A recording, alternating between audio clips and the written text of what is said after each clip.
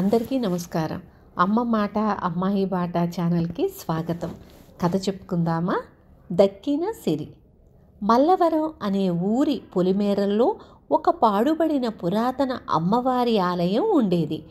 ఆలయాన్ని ఎంతో కాలంగా ప్రజలు పూజా పునస్కారాలు లేకుండా వదిలివేయడంతో లోపలి భాగమంతా బూజు, దుమ్ము, ధూళితో నిండిపోయింది. ఆలయ పైభాగాన రకరకాల పిచ్చి మొక్కలు చిత్తు పెరిగాయి. ఉన్న ఊరి వాళ్లతో పడక గుడి పూజారి పని పోగొట్టుకున్న పరంధామయ్య అనే అతను భార్య, 2 చిన్నపిల్లలతో బ్రతుకు తెరువు వెతుక్కుంటూ బయలుదేరి మల్లవరం పొలిమేర ప్రాంతాల చేరాడు. అతడికి పాడుపడిన అమ్మవారి ఆలయం కంటపడింది. ఆ ఆలయాన్ని చూస్తూనే పరంధామయ్యకు ఒక ఆలోచన వచ్చింది. అతడు భార్యతో, చూసావా, ఏదో అమ్మవారిని వెలివేసినట్లు పక్క గ్రామం వాళ్ళు ఈ ఛాయలకే వస్తున్నట్లు లేదు. మనం ఆలయాన్ని శుభ్రపరిచి ఇక్కడే స్థిరపడదాం. అమ్మవారు మనను కరుణించకపోదు అన్నాడు. పూజారి భార్య అందుకు సంతోషంగా ఒప్పుకుంది. పిల్లలు, భార్య, పరంధామయ్య కలిసి వారం రోజులు తిరగకుండానే ఆలయాన్ని శుభ్రం చేసి అమ్మవారికి కొత్త దుస్తులు కట్టబెట్టి అలంకరణ చేశారు. తరువాత ఒకనాటి ఉదయం తుప్పు పట్టిన ఆలయపు గంటను గణగణా మోగించారు. అమ్మవారి ఆలయంలో ఒక పూజారి చేరాడని, ఆలయం బాగుపడిందని తెలుసుకున్న గ్రామంలోని భక్తులు రోజు ఆలయానికి వచ్చి పోసాగారు. వాళ్ళు అక్కడ కానుకలుగా ఇచ్చి వెళ్లే డబ్బులతో పరంధామయ్య కుటుంబం సుఖంగా బ్రతకసాగింది. 4-5 నెలలు గడిచాయి. ప్రారంభంలో కొత్త ఒక వింతగా వచ్చిన భక్తుల సంఖ్య క్రమంగా తగ్గిపోసాగింది. పరంధామయ్యకు తిరిగి గడ్డు రోజులు మొదలయ్యాయి. అతడు ఒకనాటి రాత్రి భార్యతో బ్రతుకు తెరువుకు మల్లవరం వదిలి మరేదైనా గ్రామం పోదామని చెప్పాడు. సంగతి తెలుసు కనుక ఆమె సరేనని తల ఊపింది. తరువాత అందరూ నిద్రపోయారు.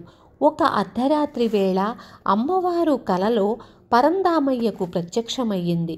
అతడు ఎంతో భక్తితో ఆమె ముందు మోకరిల్లి, అమ్మా, నా వల్ల ఏదైనా అపరాధం జరిగితే మన్నించు. నా పొట్ట కోసం శిథిలావస్థలో ఉన్న నీ ఆలయానికి ఒక రూపుదిద్దాను. కానీ నాకు మళ్ళీ పొట్టగడవని రోజులు ఎదురయ్యాయి. అందువల్లనే ఈ ఊరు వదిలిపోదామనుకుంటున్నాను. నీకిష్టం లేకపోతే ఇక్కడే ఉండిపోతాను అన్నాడు. ఆ మాటలకు దేవి మందహాసం చేసి, నా ఆలయానికి తిరిగి అలనాటి కళ తెచ్చిన నువ్వంటే నాకెంతో వాత్సల్యం. నేనిప్పుడు నిన్ను అనుగ్రహించటానికి వచ్చాను. ఈ ఆలయం రేపు సూర్యోదయ సమయంలో నిలువునా కూలిపోతుంది. నువ్వు వెంటనే నా విగ్రహం పాదాల కింద తవ్వు. అక్కడ ఆలయం ఉచ్చదశలో ఉన్నప్పుడు నేను ధరించిన నగలు, ఆభరణాలు ఉన్నాయి. వాటిని తీసుకొని మరెక్కడికైనా పోయి భార్యాబిడ్డలతో సుఖంగా జీవించు.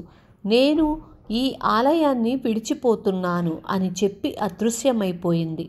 పరంధామయ్య నిద్ర మేల్కొని భార్యకు తన కల గురించి చెప్పాడు.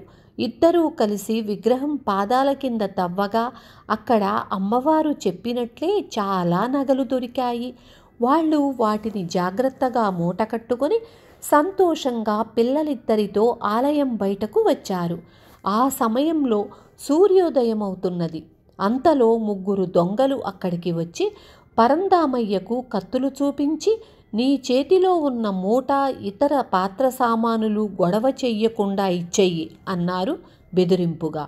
ఇన్నాళ్లకు అమ్మవారి అనుగ్రహం వల్ల ప్రాప్తించిన సిరి దొంగల పాలవుతున్నందుకు పరంధామయ్య చాలా బాధపడ్డాడు. అయినా తనకు అనుభవించే యోగం లేదని మనసు సరిపెట్టుకొని అతడు దొంగలకు నగల మూట ఇవ్వబోతుంటే అతడి భార్య చప్పున మూట లాక్కొని ఆలయంలోకి విసిరివేసింది. మూట కింద పడుతూనే అందులోని బంగారు నగలు నేల మీద చెల్లాచెదురై దగదగా మెరవసాగాయి. అంత బంగారం చూడగానే దొంగల కళ్ళు ఆనందంతో జిగేలుమన్నాయి. వాళ్ళు చిన్నగా చప్పట్లు చరిచి ఒక్క దూకున ఆలయంలోకి వెళ్ళారు. ఆ సమయంలో ఉదయ సూర్యకిరణాలు ఆలయం మీద ప్రసరించాయి. మరుక్షణం ఆలయం పెద్ద శబ్దంతో కూలిపోయింది. దొంగలు 3 రాళ్ల కింద పడి మరణించారు. పరంధామయ్య అమ్మవారి మహత్తుకు అచ్చెరువు చెందాడు. అతడు కూలిన రాళ్లను తొలగించి అమ్మవారి నగలను ఏరి ఒక మూటగా కట్టి భార్యకిస్తూ, ఆ తల్లి దయవల్లే నీకు సమయానికి నగల మూటను ఆలయంలోకి విసిరివేయాలన్న బుద్ధి కలిగింది. అలా కాకపోతే ఈ సిరి మనకు దక్కేది కాదు అన్నాడు. తరువాత అతడు అమ్మవారిని మరొకసారి ప్రార్థించుకొని భార్యాబిడ్డలతో మరొక ఊరుకు ప్రయాణమయ్యాడు. విన్నారు కదా, మనకి దక్కాల్సిందుంటే ఎంత కష్టమైనా సరే మనకి దక్కి తీరుతుంది. రేపు మళ్ళీ ఇంకొక మంచి కథతో మీ ముందుకు వస్తాను.